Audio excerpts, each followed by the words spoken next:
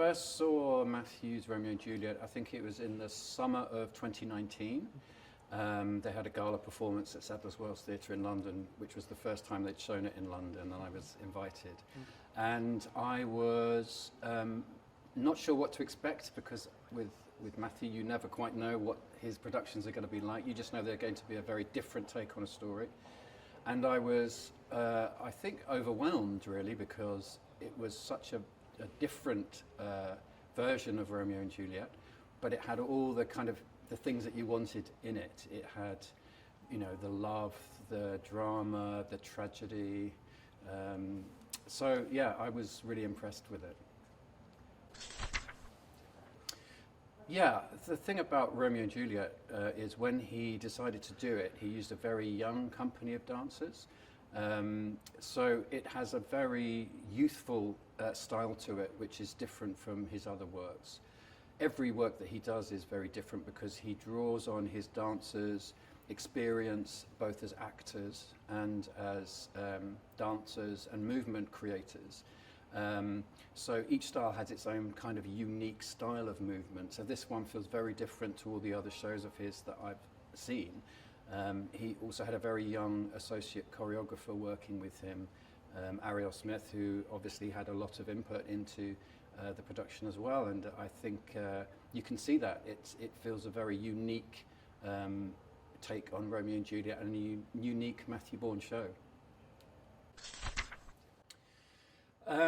Yes, I played Romeo in ballet as well. So I think in the ballet, Romeo is very close to Shakespeare's idea of Romeo and Juliet, the kind of lovelorn teenager who's just looking for love in his life.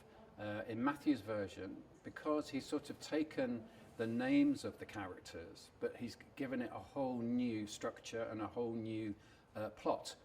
So in his production of Romeo, he is a kind of a boy who has come from very kind of wealthy and parents who haven't really given him much love as a child. So he's looking for any kind of love that he can find. It's a very different, I think, vibe for Romeo in Matthew's production. But as I say, all the characters in Matt's production are named after the Shakespeare characters, but are very much of their own story and their own kind of way of telling the story. Oh, that's a difficult one. The two scenes I love, the Dance of the Knights, which is one of the most famous pieces of music. I loved his take on it. It's sort of set, because it's set in this kind of institution of young people, and they're sort of almost at a party, and it feels very youthful and it feels very strong, like the music is. So that was one scene that impressed me, and the other, I think, is probably the balcony part, what I know as a balcony pas de deux, because I think that the use of movement was so surprising to me, but it still had all the qualities that I wanted to see of that romantic situation developing. I think for any dancer, the great thing about Matthew and his work is he challenges you as an actor as well as a dancer. The whole rehearsal process is treated like we're doing a play. So your kind of character study and the research that you do into your character is like when you're doing a play. So that means that all the movement that happens and the storytelling that happens comes from a character and from the story we're trying to tell.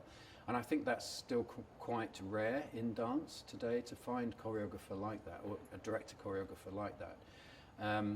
He also manages to make everybody, I think, of his company feel really worthy and really important to the project.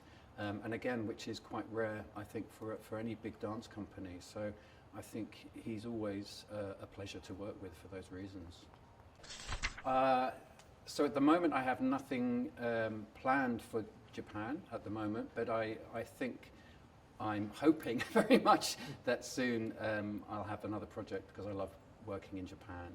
But I'm also doing, next year, I'm working as a choreographer again in Germany, restaging 2 of the shows I've done there.